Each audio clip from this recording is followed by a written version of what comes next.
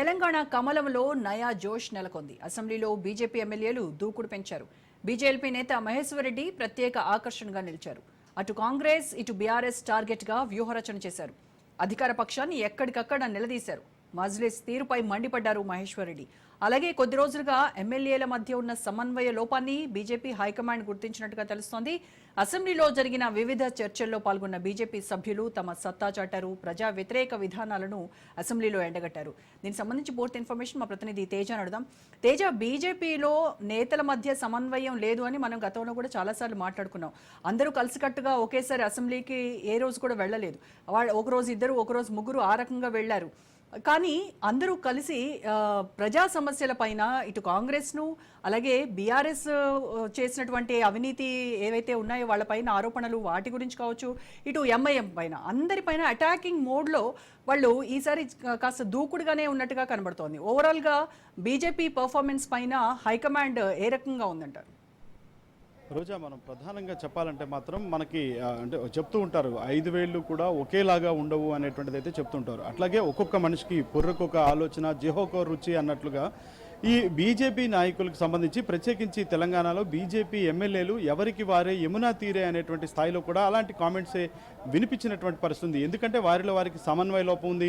ఒకరి వ్యాఖ్యలు ఒకరు ఆమోదించరు, లేకపోతే ఒకరు చెప్పినటువంటి సూచనలను ఒకరు పాటించరు అనేటువంటి స్థాయిలో కూడా చాలా తీవ్ర స్థాయిలోనే విమర్శలు తెచ్చుకున్నప్పటికీ ఇది హైకమాండ్ దృష్టి వరకు కూడా వెళ్ళినటువంటి పరిస్థితి కూడా ఉంది. అయినప్పటికీ కూడా కొంతమంది అంటే అందరూ కూడా హాజరు కాకపోవటం, ఒకరోజు ఒకరు హాజరైతే ఇంకొకరు ఇద్దరు ముగ్గురు గైరు హాజరవటం, ఈ విధంగా అసెంబ్లీ సమావేశాలు జరిగిన తీరులో ఈ విధమైనటువంటి పరిస్థితి కనపడింది. కానీ ఎవరైనా కానీ ఈ బీజేపీ పార్టీకి సంబంధించినటువంటి ఎమ్మెల్యేలు అయితే మాత్రం సభలో వారికి వచ్చినటువంటి అవకాశాన్ని, అందిపుచ్చుకున్నటువంటి అవకాశాన్ని సద్వినియోగం చేసుకుంటూ ఇటు పార్టీలను, అటు కాంగ్రెస్ పార్టీ, అధికార కాంగ్రెస్ పార్టీని కానివ్వండి, ప్రతిపక్ష బీఆర్ఎస్ పార్టీని కానివ్వండి, ఇంకా వారి వ్యతిరేక పక్షంగా ఉన్నటువంటి ఎంఐఎం పార్టీకి సంబంధించినటువంటి ఆగడాలను కానివ్వండి, లేదా వాటికి సంబంధించినటువంటి అంశాలను కానివ్వండి, వాటన్నిటిపైన కూడా చాలా పూర్తి స్థాయిలో చెక్ పెట్టే విధంగా కూడా ఒక పూర్తి పెర్ఫార్మెన్స్ ఇచ్చింది బీజేపీ పార్టీ అనేటువంటిదే ప్రస్తుతం వినిపిస్తుంది. కానీ ఇంకా ప్రత్యేకించి అయితే మాత్రం ఏలేటి మహేశ్వర్ రెడ్డి అయితే మాత్రం చాలా ప్రత్యేక ఆకర్షణగా నిలిచారు అన్నట్లుగానే చెప్పాలి. ఎందుకంటే ఏలేటి మహేశ్వర్ రెడ్డి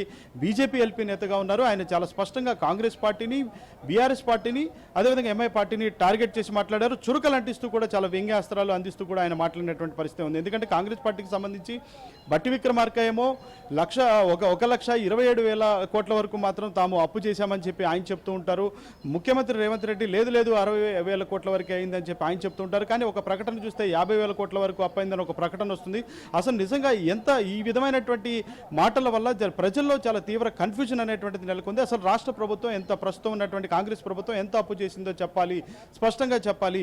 ఈ విధమైనటువంటి కన్ఫ్యూజన్స్ వద్దు అంటూ కూడా ఏలేటి మహేశ్వర్ రెడ్డి కాంగ్రెస్ పార్టీని ఇరుకుడు పెట్టేటువంటి ప్రయత్నం చేశారు.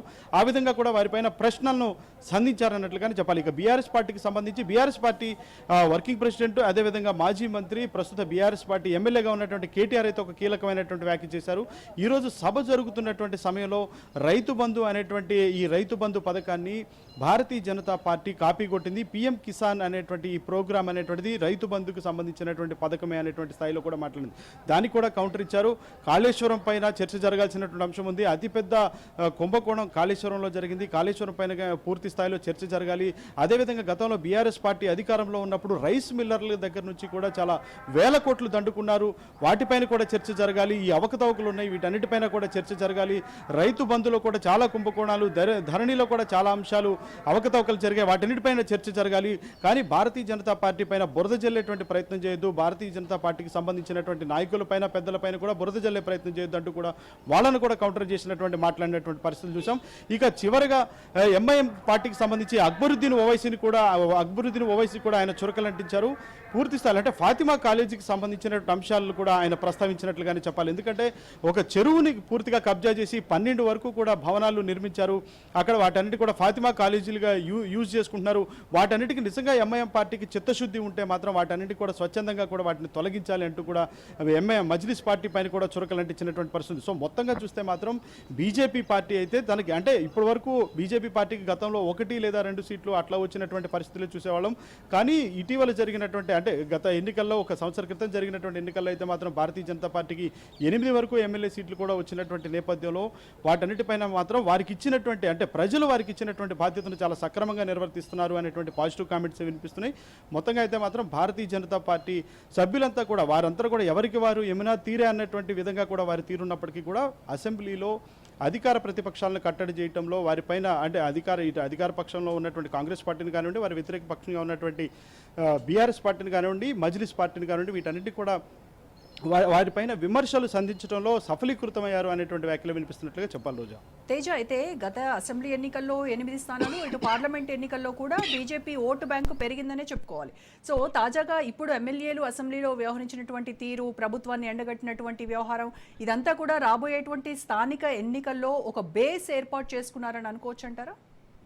ఖచ్చితంగా అనుకోవచ్చు రోజా. ఎందుకంటే ఇప్పటికే జీహెచ్ఎంసీ ఎలక్షన్స్లో గడిచినటువంటి జీహెచ్ఎంసీ ఎలక్షన్స్లో భారతీయ జనతా పార్టీ పూర్తి స్థాయిలో కూడా సత్తా చాటినటువంటి పరిస్థితులు కూడా మనం చూసాం.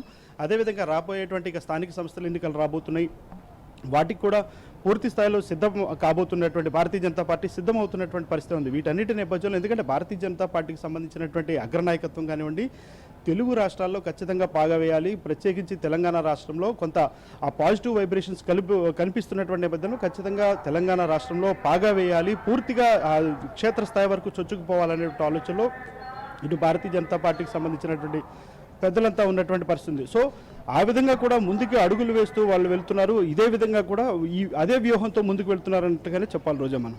Right Teja, thank you.